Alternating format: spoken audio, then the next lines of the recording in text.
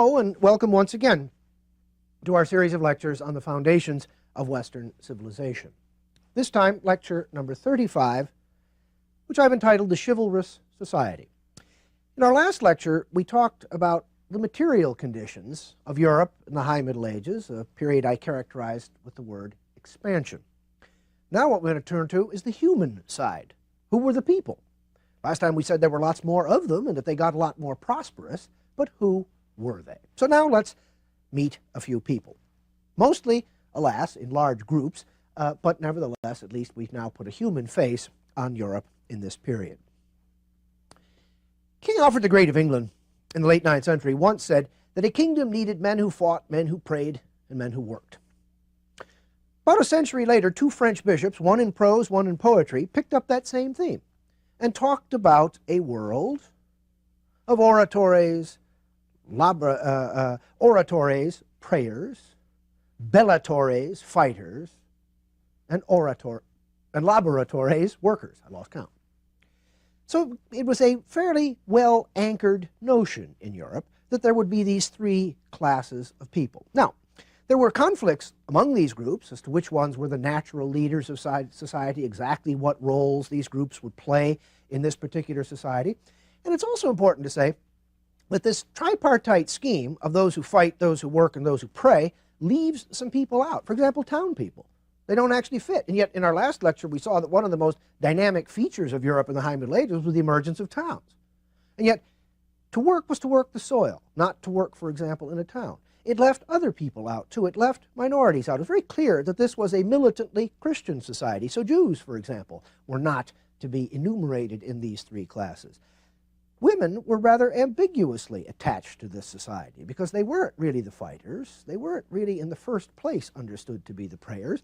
And although many women worked, they weren't in the first place understood to be the workers. So the scheme that we're going to use to build this lecture, those who work, those who fight, those who pray, is indeed a medieval one. So it has a certain authenticity, but it also has certain limitations.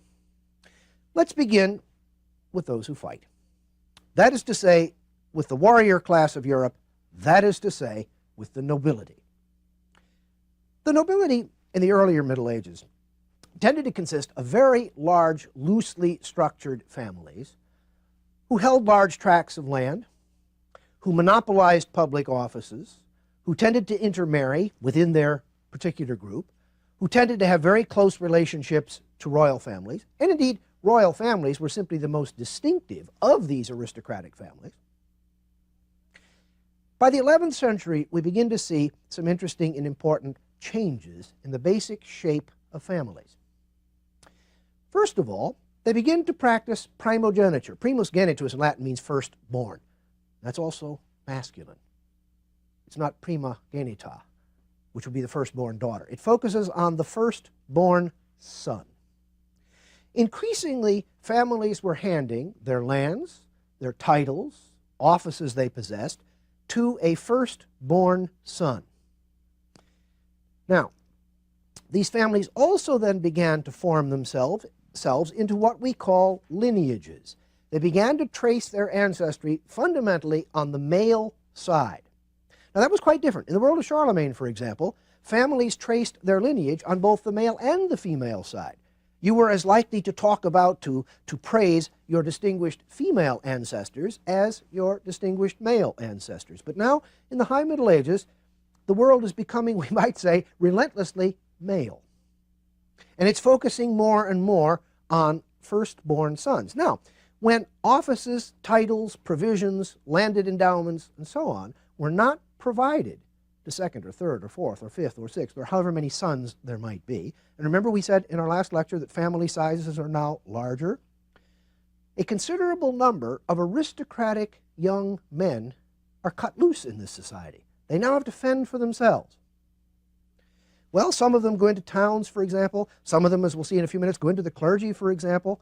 But a great many of these young men went off to the frontiers of Europe to fight there and to make their way, to make careers for themselves. If we think of the crusading movement and the armies of crusaders, here is the basic source for all of those soldiers who went off on crusade. partly fired, yes, by religious imagination, but also fired by opportunity, sort of out on the frontier. Now, these families that were now creating lineages tended to try more and more to create compact blocks of land for themselves. Great families in the Carolingian period were prominent landowners, yes, but they might own land in several places all over Europe.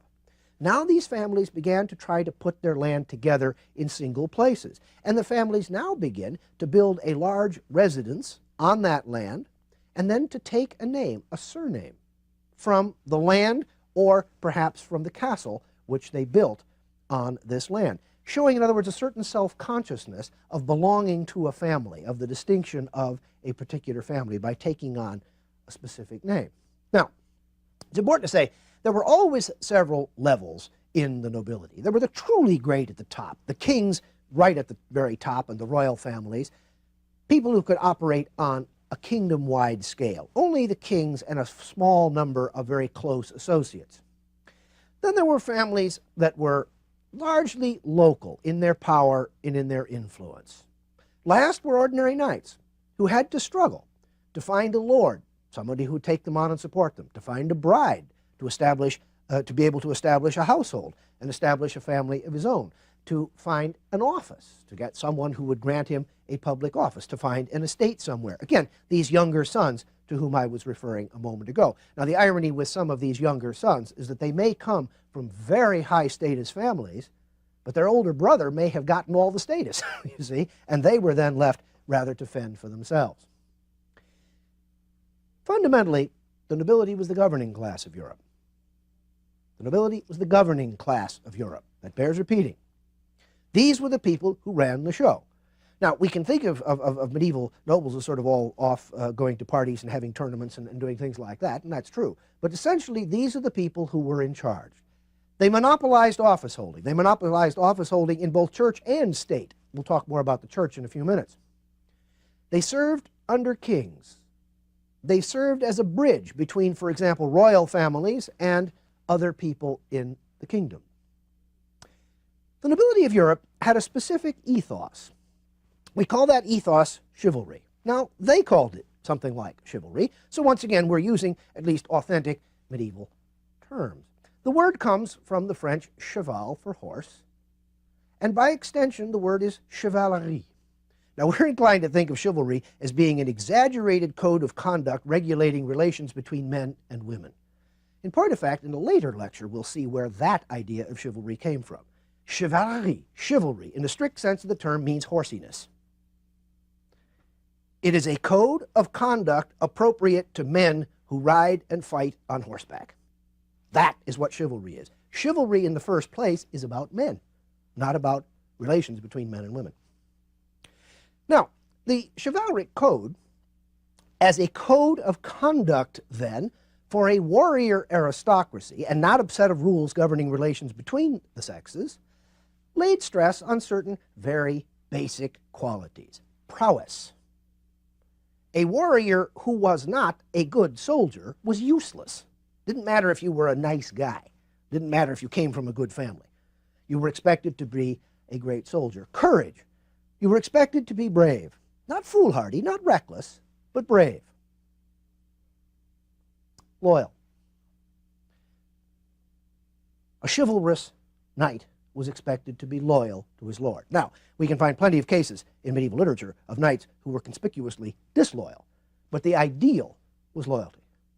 And then finally, generous. The truly chivalrous person is not so attached to the things of this world that he would hoard them. He gives them away freely. He entertains people at table. He gives them fine food. He gives them fine drink. He takes good care of his friends. Now, we can see this code of conduct articulated very clearly in, for example, literary works such as the Song of Roland. The Song of Roland, La Chanson de Roland, written about 1100, is in some ways the great French national epic. It's an interesting epic for a number of reasons, not the least of which is that we actually know the event that stands behind it. Charlemagne, in the year 778, as he was sort of rounding off the southern frontier of his realm, where there had been, over a long period of time, over several generations, Muslim raids into the south of Gaul, had raided across the Pyrenees to sort of try to put a stop to this raiding. On the way back over the Pyrenees into what we would call France, Basque terrorists, in effect, stole his baggage. 300 years later, that event and the death of the guy who was guarding the baggage, Hrodolandus, the Count of the Breton March, he was a real person, has been turned into Charlemagne leading a vast crusade against forces of Paynim, Muslims, crude caricatures of Muslims, actually, in the Song of Roland itself. But the point is that the story is a story of courage, of prowess, of military valor. One swing of the sword and 100 heads come off. These sort of exaggerated kinds of things. These were sort of action movies for the Middle Ages, you see, and probably appealed to about the same age group and largely, one supposes, to men. The story is virtually without women. Great Roland, for example, of course, dies in the story. His affianced bride simply drops dead when she hears this. That's her role in the story. Women simply have no place in this story. Long, loving accounts of weapons. Sounds like guys talking about their golf clubs. This is a poem full of what we might call medieval guy stuff, you see? And this is the world of chivalry. This is the ethos of those who fight.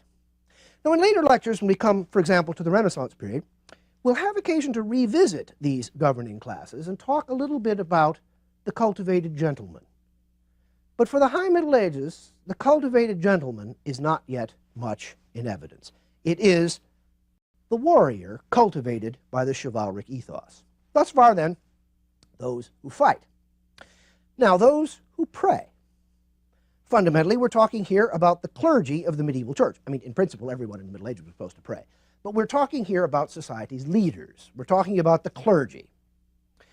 Now, inside the clergy, of course, there were some fairly stiff quarrels over whether monks on the one hand or bishops on the other were holier, were closer to God, and therefore ought to be the natural leaders of the society. And there were quite fierce debates about that subject. Suffice it to say that the clergy agreed that they should be in charge. They simply disagreed amongst themselves what kinds of clergymen should actually be in charge. Now, if we start trying to grasp this clergy from a number of different points of view, one thing we would notice right away is that the clergy everywhere were increasingly aristocratic. More and more and more, the clergy is made up of members of the aristocracy. Now, that didn't mean that there were not some opportunities for what we would call social mobility, that some persons could not rise simply by dint of talent up through the ranks of the clergy. That was always possible, but it was increasingly less possible. Now, if you're thinking along with me here, you may notice that one reason why we may notice a more aristocratic character to the clergy is all of those younger sons of those noble families who are being sort of done out of secular careers by dint of primogeniture, and who may not wish to go off crusading or may not wish to go off to the frontiers of Europe to seek their fortunes there. But an idea that we really should dispel, though it's one that one does sometimes encounter, is that the clergy was somehow a dumping ground for unwanted children. First of all, there was no reason why the clergy would have been pleased to have people dumped on them. You see, if you stop and think about it, they wouldn't have wanted, the halt, the lame, and the witless to have been dumped on them. But they wouldn't even have wanted necessarily aristocratic boys to have been dumped on them. Let's look at this the other way around. Clerical office in the Middle Ages brought enormous prestige. It brought a secure life. It brought a good education. It brought a decent diet. It brought, relatively speaking, a very nice place to live. This was a very desirable career. This was a desirable life in almost every imaginable way. So it was not the case that the clergy was full of the unwanted and the unloved. Rather, it was itself a very competitive realm of experience. Now, we may say, just to extend that point a little bit, that convents provided opportunities for women to live free of male domination. One of the only places in medieval society where women governed other women was in a convent. One of the only places where women could be assured of education was in a convent. One of the only acceptable alternative lifestyles to marriage was a convent.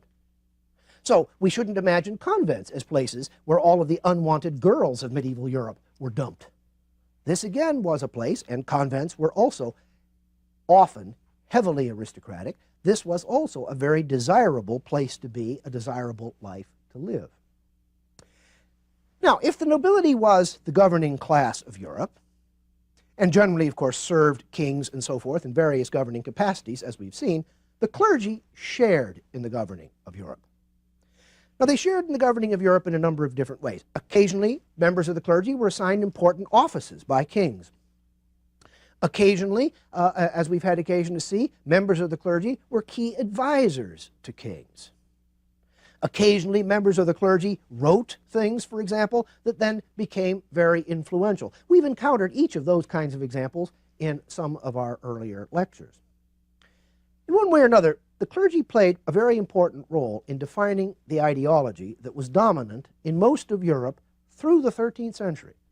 We're going to see in later lectures what began to happen in Europe when people began to imagine government as having other than religious ends and religious means to those ends. Less abstractly, we'll see the first faint beginnings of the secular state. But as long as the state was defined essentially in religious terms, Christendom, as an Augustinian city of God come down to earth, then, not surprisingly, members of the clergy were going to have a very, very prominent role in talking about and in influencing that society. Now, clerics generally had very good social and institutional connections. They come, after all, from the same families as their fathers, their uncles, their brothers, their cousins, their nephews, held all the important jobs all over Europe. Not surprisingly, therefore, the clergy share the culture, the values, the outlook of the nobility. We may encounter worldly clergymen in medieval literature and think, these people are a little bit strange. They don't seem to be sort of living a particularly holy life. Well, they were living the kind of life that people of their class lived. Not better, not worse. Clerical society was hierarchical. The church itself was organized: popes, archbishops, bishops, priests. The clergy promoted hierarchical ideas in society: kings, those who served the kings, those who served them, and so on, down through a hierarchy. The clergy did much to anchor ideas and reinforce aristocratic ideas of rank and status. The clergy also sought constantly to reform itself, and in reforming itself, to bring reform to the wider society. We saw, for example, how important was the role played by the clergy in the reform movements at the time of the Carolingians. If, to be sure, then the great impetus came from the Carolingian family itself, clerics nonetheless played decisive roles. In later generations, the polarity, in a sense, is reversed. The clergy now becomes the great driving force of reform, trying then to get ruling families, families like the Carolingians in later times, to follow them in their reform efforts. In the year 910, for example, in Burgundy in southeastern France, a monastery was founded by William of Aquitaine, and it was given a very interesting quality, a distinctive quality, at the moment of its foundation. It was free of all lay control. Many monasteries were heavily influenced by the family by the family that had founded them. This monastery was created free of all lay control and placed under the obedience of the Pope. Over time, and in particular because a number of its abbots were sort of European-wide figures of enormous prominence, of enormous prestige, Cluny began to exert a tremendous degree of influence over monasteries all over Europe. Now, from Gorze, which is in Lorraine, from Hirzau in Germany, from Fleury in the center of France, from Worcester in England, and from other places as well, in the 10th and across the 11th century, very powerful currents of religious reform were spawned by monastic houses. And these had influences very widely in the church, and they had influences in the wider lay society as well. Now, these reformers sometimes said that the essential end of religious officers, but perhaps even of the wider society, was to abandon the world, to leave the world, to leave behind all of the world's troubles. Sometimes what they called for was freedom for the church, that the church should be uncoupled from domination by kings and dukes and counts and other powerful and important and influential people. Others said, no, the role of the clergy should really be to engage the world, to engage the powerful, to move the powerful, to get the powerful to use their authority and their influence to change things for the better. In other words, some of the kinds of debates that existed in antiquity, some of the kinds of debates that exist in the Carolingian world persist in Europe of the High Middle Ages. There's a powerful current of reform, some disagreement over exactly what reform might mean, exactly who ought to do it, and exactly what the outcome ought to look like. In the 12th century, reform took a number of distinctive turns.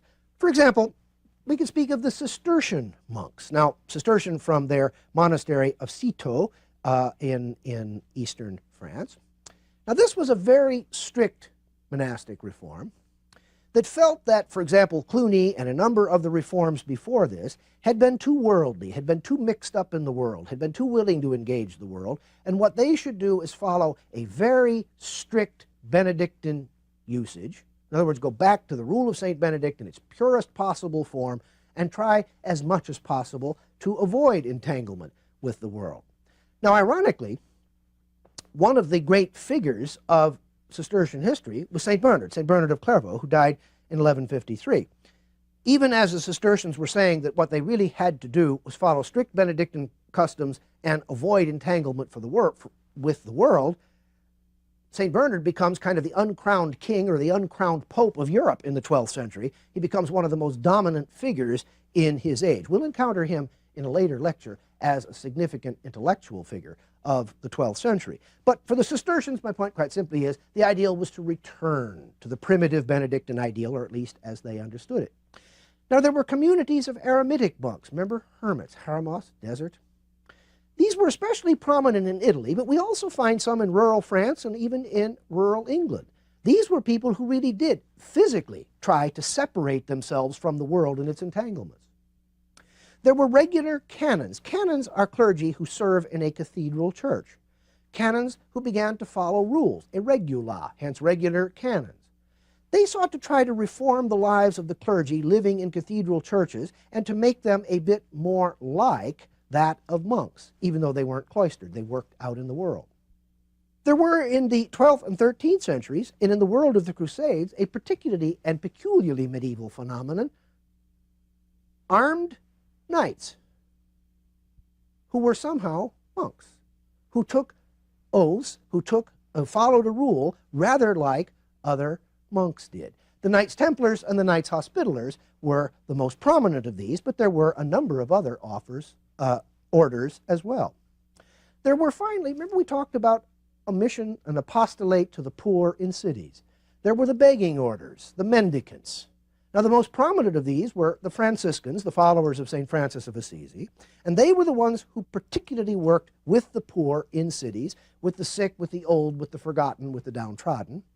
But also another begging order, St. Dominic, the Dominicans. Now, they worked among heretics. They worked among those who had fallen away from the teachings of the church. But the idea of the begging orders is people who would live without wealth, without marks of status, without marks of prestige, who, in abandoning all of these things and leading blameless lives, would themselves be able to reach society in a way that powerful, rich, worldly, hierarchical members of the clergy could not. The clergy had its own idea of what a perfect layman was. The clergy's idea was the miles Christi, the soldier of Christ. This was another species of chivalry, but here we have a kind of soldier who will fight God's enemies, and only God's enemies, who will fight only in a good cause. In the turbulent 10th century, the clergy in particular, tried very hard to promote the idea of the peace of God and the truce of God. That, for example, there should be no war on non-combatants, that there should not be war near a church, that there should not be war on Sunday, that there should not be war in the Christmas season, there should not be war in the Easter season. Many of these kinds of things, of course, have been written into conventions of warfare in more modern times, too. In a society of violence, the clergy was trying to legitimate some kinds of violence and delegitimate other kinds of violence. We may wonder if this is one important contributory factor to the violence of the Crusades, a particularly legitimated kind of violence, characteristic of the Middle Ages. Finally, the members of the clergy played a lot of other roles too. They, after all, led the worship of the church. Thus, they brought ordinary people face to face with their religion and with their God.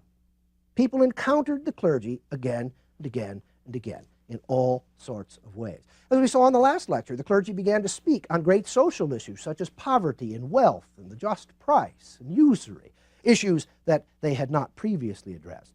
Clergy were, for the most part, the teachers in the schools. Clergy officiated at decisive moments in people's lives, when they were baptized, when they were married, when they died. So the clergy were omnipresent and omni-influential in medieval society. Finally, then, those who work. In our tripartite scheme, these are the peasants, the farmers.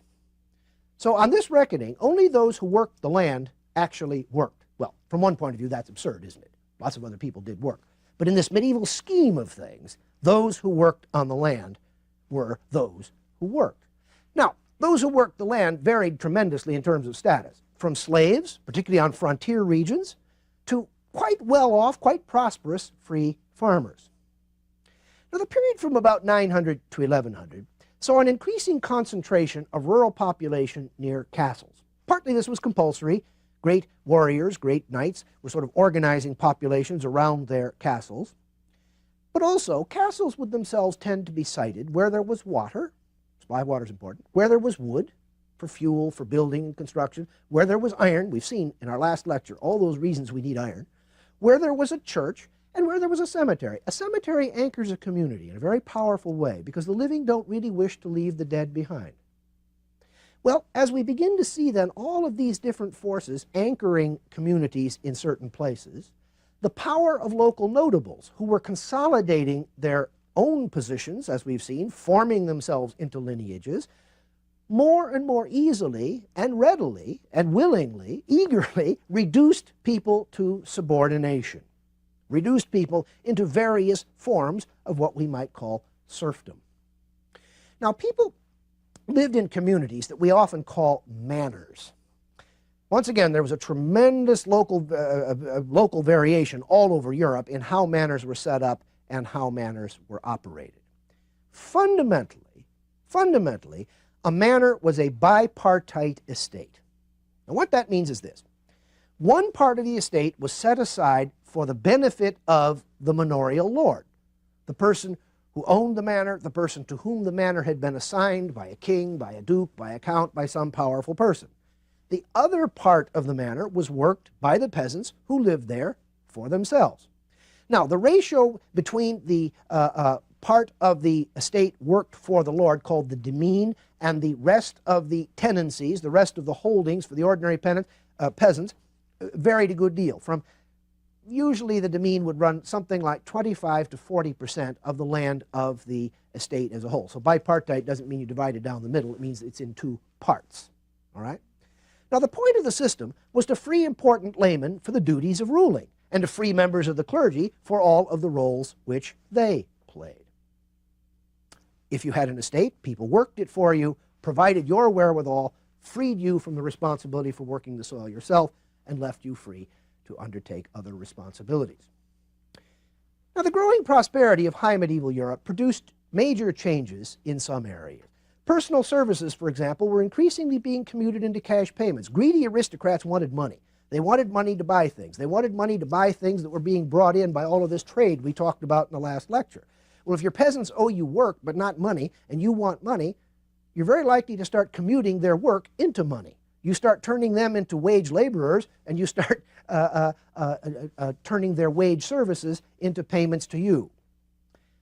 More serfs became free in France and in England than almost anywhere else as a result of this. People were basically able to begin buying their freedom, securing economic advantage.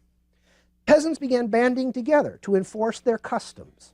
Now, these were regulations that governed village life. They were often fixed for as much as a century at a time, and And they showed that even the people at the bottom of the social scale in medieval Europe had some capacity to influence the system, some capacity to influence those who governed them, some capacity to work out the conditions of their own lives. On the whole, the lot of those who worked in medieval Europe, who lived in a village community, was the locus, well, the village community was basically the locus of their life, and the lot of their life was on the whole not bad. People worked 250 to 270 days a year. There was a lot of free time, time for celebration, time for a community celebration, time for people to come together to worship, to hold market, to hold court. Well, it was in this Europe, then, of the High Middle Ages that we can talk of those who fought, those who prayed, and those who worked, the basic groups of people. What we must turn to now is the question of how all of these people were governed.